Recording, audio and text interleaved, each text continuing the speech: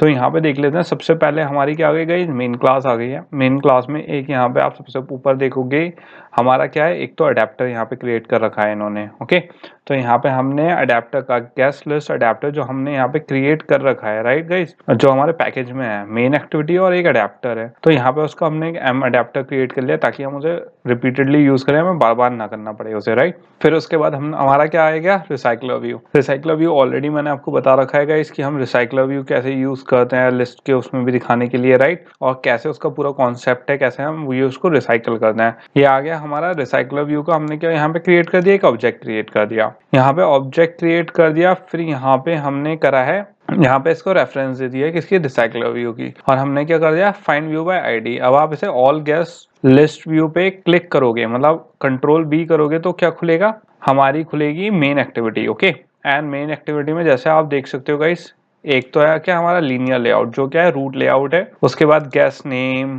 ये क्या हो गया, एक लीनियर लेआउट ये हो गया। इसमें क्या है, एक तो एडिट टेक्स्ट है और एक क्या है हमारा, ये भी एडिट टेक्स्ट है, बट इसमें क्या ले रहा है, जो साइज है वो, और ये क्या है, गेस्ट नेम। ओके, तो ये हमारा ये हो गया, ये हमारा एक लीनियर लेआउट है गाइस। इसके बाद क्या है, एक हमारा बटन है जो ये क्या है, ऐड वाला बटन है।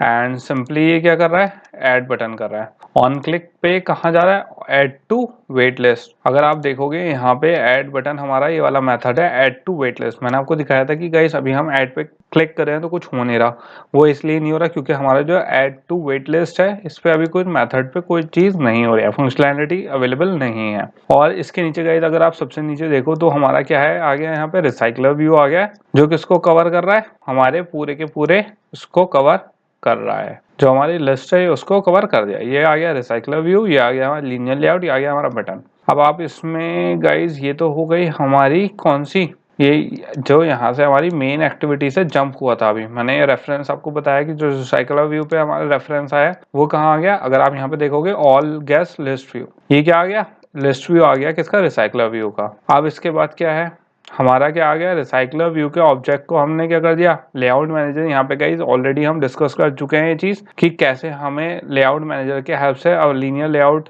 क्या करना होता है, इन्फ्लेट करना होता है। तो अगर आपको यहाँ पे याद होगा एक दूसरा हमारे पास था गेस्ट लिस्ट आइटम। तो बेसिकली हम क्या करेंगे, इस वाले जो लीनियर लेआउट हमने ऑलरेडी सेट कर रखा है किसके लिए, जो लिस्ट आइटम है उसके लिए हमने ऑलरेडी यहाँ पे एक टेक्स्ट व्यू बना रखा है। टेक्स्ट व्यू में क्या गाइस, जो नंबर आएगा, अगर आप देखोगे यहाँ पे जो ग्रेडियंट है हमारा ड्रॉएबल सर्कल वाला ग्रेडियंट आया हुआ है, और टेक्स्ट में मैंने क्या कर रखा है, इसे एक होल्ड करने के लिए दे रखा है। तो ये तो आ गया गाइस हमारा ये वाला टेक्स्ट, ये हमारा ये आ गया है। और दूसरा टेक्स्ट व्यू कौन सा है, जो हमारा गेस्ट का नेम होगा जो ऐड होगा। तो ये दो चीजें हैं। तो बेसिकली ये वाले इस वाले लीनियर लेआउट को हम क्या कर रहे हैं, इन्फ्लेट कर रहे हैं किसमें, यहाँ मेन एक्टिविटी में। ये जो न्यू लीनियर लेआउट है सेट लेआउट मैनेजर की हेल्प से हम इसे क्या कर रहे हैं, इन्फ्लेट कर रहे हैं। फिर गाइस क्या आ गया हमारा, फिर क्या आ गया हमारा, अडेप्टर आ गया, जो क्या कर रहा है, जो हमारा गेस्ट लिस्ट अडेप्टर है उसका वो बना रहा है जो हमें सेट करना होता है, राइट। उसके लिए हमने क्या बना लिया, कर्सर के लिए यहाँ पे क्रिएट कर लिया अडेप्टर। फिर उसके बाद बेसिकली गाइस हमने सेट कर दिया रिसाइकलर व्यू पे।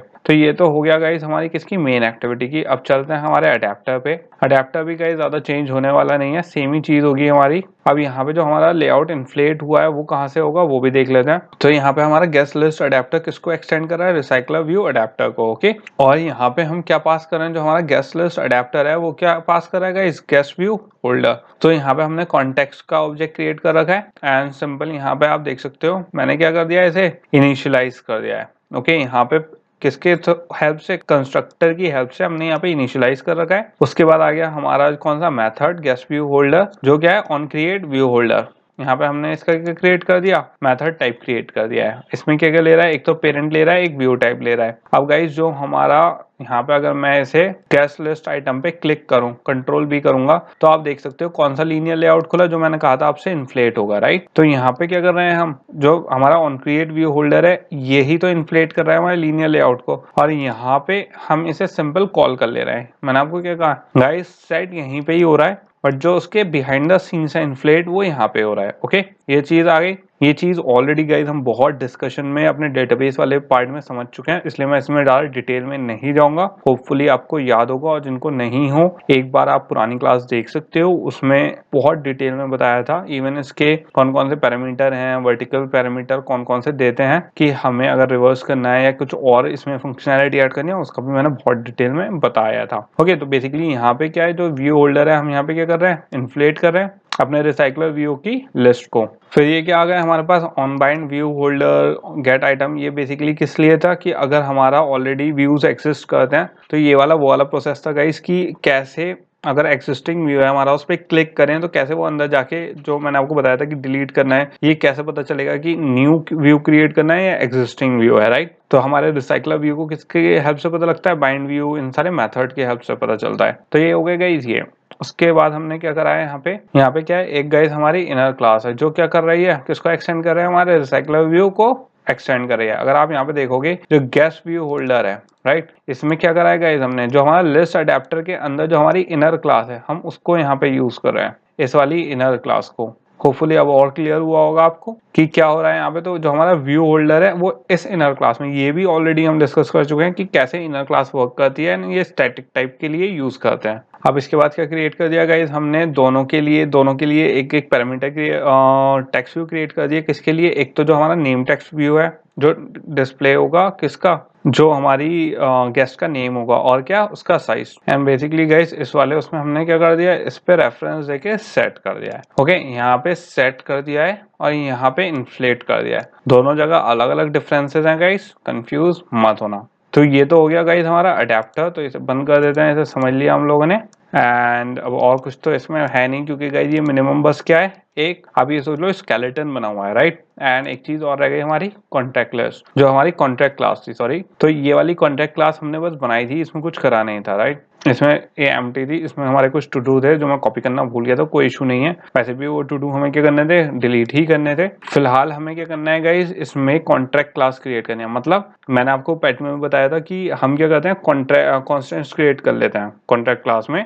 तो उससे क्या बेनिफिट होता है गाइस, हमें बार बार टाइप नहीं करना पड़ता और हमारी क्या एरर आने के चांसेस बहुत कम हो जाते हैं। कब, जब हम डेटाबेस क्रिएट करते हैं, क्योंकि जो डेटाबेस क्रिएट होता है उसमें स्कीम भी क्रिएट होती है। अब जब स्कीमा आप क्रिएट करोगे तो आपको सब कुछ टाइप करना पड़ेगा, तो उसमें चांसेस बहुत होते हैं कि एरर आने के। तो उस चांस को कि हमारी एरर ना आए, हम ये चीज हमेशा यूज करते हैं। ये बहुत ही बेसिक कॉन्सेप्ट है गाइस एंड बहुत इंपॉर्टेंट है। इन चीजों को स्किप मत करना एंड इन्हें बिना समझे भी आगे मत बढ़ना। और अगर इन कॉन्सेप्ट्स में अब भी आपको थोड़ा सा कंफ्यूजन है तो मैं आपको सजेस्ट करूंगा, जिन लोगों ने नहीं देखा वो पहले क्या देखें, बिगनर में डेटाबेस वाली क्लासेस देखें, तो आपको और बेटर समझ में आएगा। अभी गाइस यहाँ पे क्या कर लेते हैं, एक इनर क्लास क्रिएट कर लेते हैं जो क्या करे, बेस कॉलर को इम्प्लीमेंट करे, हमारी बेस कॉलम वाले फॉर्मेट को। तो यहाँ पे क्या आ गया हमारा, public static final class weight less entry. Okay, और ये इम्प्लीमेंट कैसे करेगी, हमारे बेस कॉलम को। अब गाइज ये वाले आपको याद होगा, मैं ऑलरेडी आपको बेस कॉलम्स के बारे में बता चुका हूँ। हम इवन इसे जो हमारे बिल्कुल स्टार्टिंग में गाइज, अगर आपको याद हो, जब हमने बिल्कुल डेटाबेस स्टार्ट करा था, मैंने आपको बताया भी था कि कैसे हम जो SQLite 3 है उसमें हम बेसिक कमांड देके डॉट बेस मोड ऑन करके बेस कॉलम का कैसे चेंजेस होता है, राइट। मैंने आपको डेमो भी देके दिखाया था कि बेसिकली कैसे इफेक्ट पड़ता है हमारे बेस कॉलम से, और क्या मतलब उसके जो लेआउट होता है उस पर क्या फर्क, मतलब जो हमारा व्यू हो रहा है उस पर क्या फर्क पड़ता है। तो बेसिकली ये बेस कॉलम्स भी वही वाले होते हैं जो हम अपने SQLite 3 में मैनुअली कर रहे थे, बस अब मैनुअली ना करके हम इसे इम्प्लीमेंट ही कर रहे हैं। ओके, क्योंकि अगर आप देखोगे तो ये भी कंटेंट प्रोवाइडर का पार्ट ही है। जो अगर आप यहाँ पे देखोगे एंड्रॉइड डॉट प्रोवाइडर में आता है, तो ये भी क्या है, प्रोवाइडर, कंटेंट प्रोवाइडर का ही पार्ट होता है। तो यहाँ पे क्या आ गया, हमारा बेस कॉलम्स आ गए एंड यहाँ पे बेसिकली हमने क्या क्रिएट कर दिया, एक इनर क्लास क्रिएट कर दिया। अब इसके अंदर क्या कर देंगे गाइज, इनर क्लास के अंदर जो हमारे कांस्टेंट है वो क्रिएट कर देंगे। तो यहाँ पे किसके लिए चाहिए गाइज, मुझे पब्लिक, जो मेरी टेबल के कॉलम के नेम है, राइट, उनके लिए चाहिए पब्लिक स्टैटिक फाइनल। और सबसे पहले क्या क्रिएट कर लेंगे, एक टेबल के नेम के लिए कर लेंगे। तो यहाँ पे ले लेते हैं गाइज टेबल नेम। ये गाइज ऑलरेडी हम ये प्रोसेस कर चुके हैं, तो होपफुली यहाँ पे आप लोगों को कंफ्यूजन नहीं होना चाहिए। सबसे पहले क्या होता है, हमारा टेबल नेम के लिए करते हैं हम एक कांस्टेंट क्रिएट। तो इसका नाम क्या रख देंगे, वेट लिस्ट। अब ये तो गाइज कौन सा हो गया हमारा, जो टेबल का नेम है। अब किसके लिए क्रिएट कर लेंगे, जो कॉलम के नेम है उनके लिए क्रिएट कर लेंगे। तो यहाँ पे आ गया हमारा स्ट्रिंग, और सबसे पहले हमारा कौन सा कॉलम आ गया, जो हमारा गेस्ट का नेम है। तो यहाँ पे आ गया गेस्ट नेम। ओके, तो यहाँ पे आ गया हमारा गेस्ट नेम, दे दिया मैंने इसे। ओके, फिर दूसरा फिर हमने क्रिएट कर लिया गाइस एक और, ये किसके लिए चाहिए हमें, साइज के लिए। तो यहाँ पे फाइनल स्ट्रिंग, तो यहाँ पे आ गया हमारा कॉलम पार्टी साइज, इसका नाम दे देंगे एक सिंपल पार्टी साइज। और एक कांस्टेंट और क्रिएट कर लेते हैं टाइम स्टैम्प के लिए कि आगे हमें क्या उसके भी यूज अगर पड़े तो हम उसे यूज कर सकें। Static final string column time stamp, and इस पे नाम दे देंगे गाइस सिंपल टाइम स्टैम्प। तो ये क्या क्रिएट हो गई गाइस, हमारी कॉन्ट्रैक्ट क्लास क्रिएट हो गई, जिसमें हमारे क्या क्रिएट हो गए, कांस्टेंट नेम क्रिएट हो चुके हैं। एंड सिंपल हमने कैसे कराए कि पहले हमने एक क्लास ली, कॉन्ट्रैक्ट क्लास बनाई, उसके अंदर क्या करा हमने एक इनर क्लास बनाई वेट लिस्ट एंट्री, जिसको हमने क्या करा बेस कॉलम इंप्लीमेंट कर दिए, उसमें टेबल नेम और जो कॉलम के नेम थे उनके कांस्टेंट क्रिएट कर दिए हैं।